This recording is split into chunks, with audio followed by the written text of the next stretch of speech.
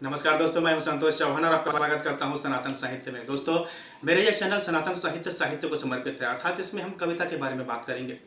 कविताएं कैसे लिखी जाती हैं, कविताएं किस प्रकार से लिखना चाहिए, कविता में कौन कौन सी विशेषताएं डालनी चाहिए जो उसे संपूर्ण कविता बनाती हैं, इसके बारे में मैं आपको इस चैनल के माध्यम से प्रशिक्षण दूंगा।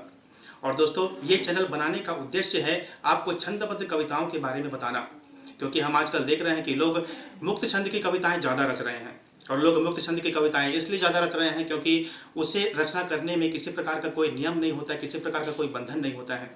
न तो उसमें लय का ध्यान रखा जाता है, न तो बंदी की जाती है, न उसमें चरणों का ध्यान रखा जाता है। जबकि जो छंदबद्ध रचनाएं होती हैं उनमें इन सब चीज़ों का ध्यान रखा जाता है। छंद जो होती हैं वो 3 प्रकार की होती हैं। मात्रिक छंद होता है, एक वर्णिक छंद होता है और एक तीसरा मुक्त छंद होता है। तो आजकल के लोग ज़्यादातर मुक्त छंद की कविताएं रचने में ही मशगूल हैं, क्योंकि उनको यह इस प्रकार की रचना करने में सरलता होती है।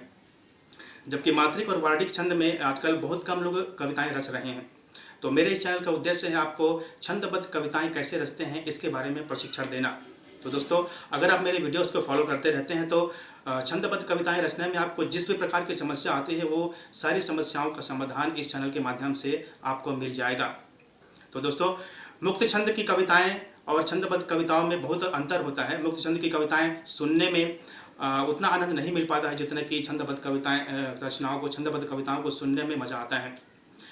क्योंकि कहा जाता है कि तुक जो होती है वो कविता का प्राण होता है। अगर आपकी कविता में तुक नहीं है तो वो एक निष्प्राण कविता है। और एक समर्थ कवि बनने के लिए और या फिर एक श्रेष्ठ कवि कहलाने के लिए ज़रूरी है कि आप अब छंदबद्ध रचनाएं करें।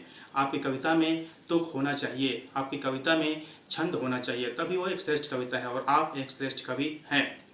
तो दोस्तों, मैं आपके सामने अब अपना एक छंदबद्ध कविता प्रस्तुत करने वाला हूं, जिससे आपको इस बात की समझ आएगी आपको कि छंदबद्ध रचनाएं असल में होती कैसी हैं और छंदबद्ध रचनाएं कैसे करते हैं, उसमें कैसे हम बराबर चरण रखते हैं, उसमें अक्षर मात्राओं का ध्यान रखते हैं, तो बंदी की जाती है। तो एक उदाहरण मैं आपके सामने प्रस्तुत करता हूँ।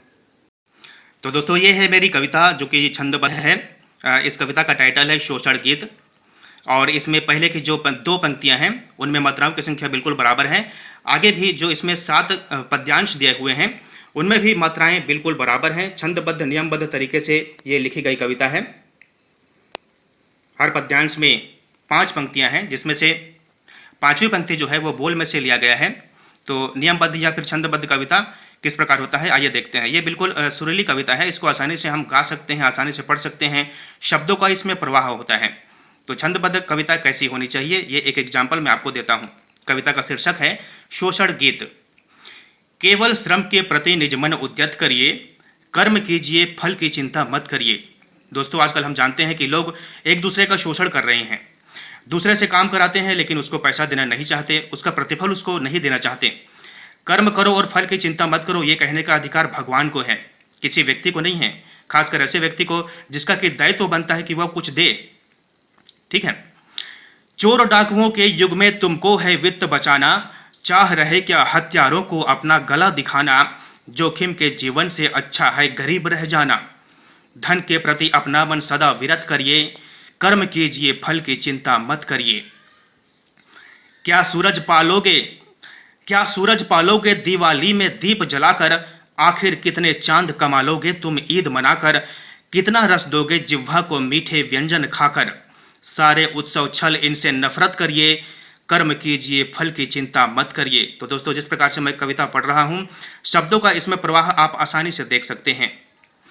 नया जमाना आया है अवसर का लाभ उठाओ, प्राणों से प्यारी बिटिया का तुम न विवाह कराओ। कर लापरवाही उसके मन में विद्रोह जगाओ, वह घर से भागे यह विनय सतत करिए, कर्म कीजिए फल की चिंता मत करिए।